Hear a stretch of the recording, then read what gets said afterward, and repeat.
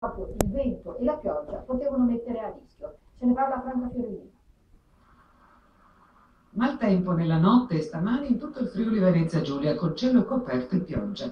A Trieste collabora a peggiorare la situazione e la temperatura è scesa a picco. Dai quasi 30 gradi di ieri, in mattinata se ne registravano circa 10. I vigili del fuoco sono usciti ripetutamente per caduta di rami, cartelloni, ma quello che poteva causare più danni è la caduta dell'albero secolare di Piazzetta Belvedere proprio di fronte a un bar che stava aprendo. Per fortuna non ci sono stati danni alle persone. Le raffiche hanno raggiunto i 120 km/h, ma il fenomeno adesso è in via di attenuazione e già domani le condizioni torneranno quasi alla normalità, anche se avremo qualche grado in meno rispetto ai giorni del grande caldo. Nonostante il vento e le frequenti piogge, si sono svolte regolarmente due manifestazioni che erano molto attese. La prima, svoltasi tra Trieste e il Carso, ha riguardato la rievocazione storica delle Alfa Romeo.